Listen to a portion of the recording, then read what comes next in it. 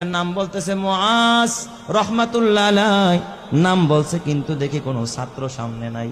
কিরে মুআজ কই? কয় হুজুর মুআজ তো মারা গেছে। তাইলে নাম কেন পড়লেন? পাগড়ি কারে দিমু?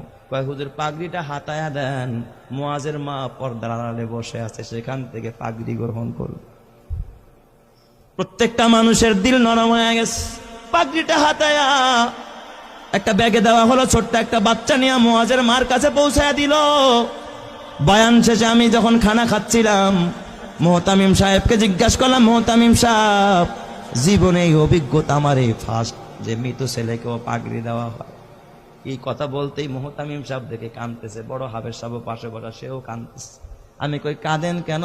কয় ওস্তাদ, এই মুআজ হলো আমার মাদ্রাসার 1 নম্বরের ছাত্র, আমাদের সম্পদ ছিল। আমার ছেলের জন্য আমার এত মায়া লাগে না যতটা মায়া আমার এই মুআজের জন্য।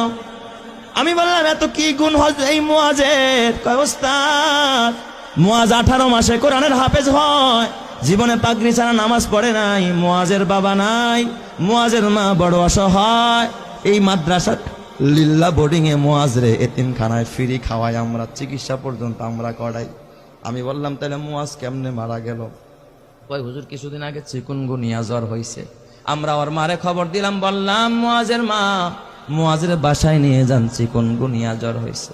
মুআজ বাসায় যাইতে চায় না। কয় ওস্তাদ, বাসায় গেলে জামাতের সাথে নামাজ পড়তে পারি না, ফজরের নামাজটাও জামাতে পড়া হয় না, আমারে বাসায় দিয়েন না, মরে যাই তো মাদ্রাসায় মরবো, বাসায় যাব না।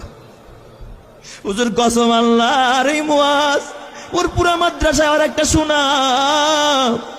মুআজ বাসায় যায় না, মৃত্যুর আগের দিনও জোহরের নামাজটা মসজিদে গিয়া পড়েছে। আসর থেকে নিয়ে তার অবনতি, রাত্রিবেলায় এশারের নামাজের পরে আমরা পার্শ্ববর্তী ক্লিনিকে নিয়ে গেলাম। সেখানে বাবা এই অক্সিজেন লাগায় রাখছে। প্রায় গভীর রাত্রে মুআজ ওই রাতে ইন্তেকাল করেছে। হুজুর মুআজ ইন্তেকাল করেছে, আমরা স্তব্ধ হয়ে গেছি। মুআজের দাফনটা আমাদের মাদ্রাসার গেটের পাশে মাদ্রাসার কবরস্থানে আমরা করেছি। হুজুর আমি বললাম তাহলে ঠিক আছে, মুআজ ইন্তেকাল করলো, তাহলে পাগড়ি কেন মুআজের মাকে দিতে হবে? ওস্তাদ আপনি তো জানেন না।